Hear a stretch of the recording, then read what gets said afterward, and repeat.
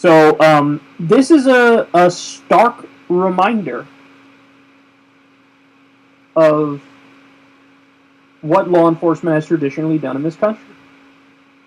They spied on Malcolm X, Martin Luther King, and they tried to ruin him. Remember, it was the FBI that famously sent a letter to Martin Luther King saying, "We know about your affair, you should kill yourself."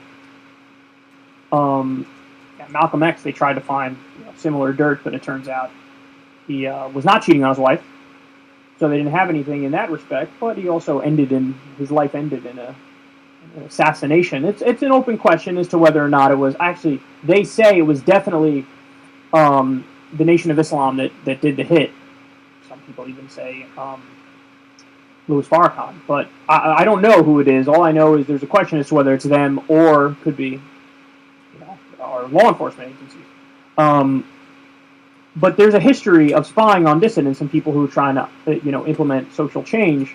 And what's super annoying is that later on everybody pretends, like with Martin Luther King Day, like, oh yeah, Martin Luther King's a hero. And the implication is we always knew he was a hero and he was always heralded that way in society. And that is not true. That is not true.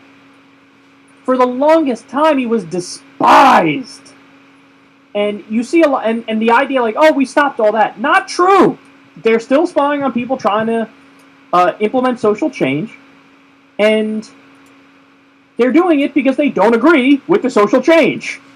So is there a real law enforcement imperative to trying to fight against a group that wants to end police brutality and that wants to mobilize against Trump? There's no real law enforcement imperative there. But they're doing it because they're essentially an arm of the state and they're political actors. So it's a very, very scary thing. We saw the same Occupy Wall Street, for example. They viciously cracked down on those protesters, and they were acting as an arm of not only the state in that instance, but corporate America. They were acting as an arm of the moneyed interests. That's what they were doing. And this is the stuff that still goes on. And if you don't believe me, just stop and take a minute and look at how, for example, Edward Snowden is treated today. Edward Snowden is a hero. He's the guy that let us know, oh, by the way, your government's spying on you. And they're doing it without a warrant, and that's totally unconstitutional, and that's wrong. I'm going to give you that information. And then even to this day, the narrative from the establishment is, oh my God, he's evil, he's bad, he's a traitor, he's treasonous, he's wrong.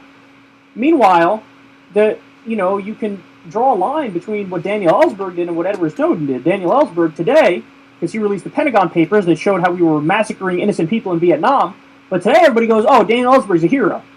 Well, Snowden did a similar thing. He's a whistleblower. Very similar thing. And Ellsberg says Snowden is like me. But today, because it's today, everybody the establishment pretends like, no, he's a bad guy. By the same token, you could have the next MLK in one of these groups fighting against police brutality, fighting against, or mobilizing against Trump, and they're spying on him and they're trying to take him down. So I'm just here to give you the information, I'm just here to give you the facts, and you do with it what you may, but unfortunately, these organizations are not apolitical, even though they should be.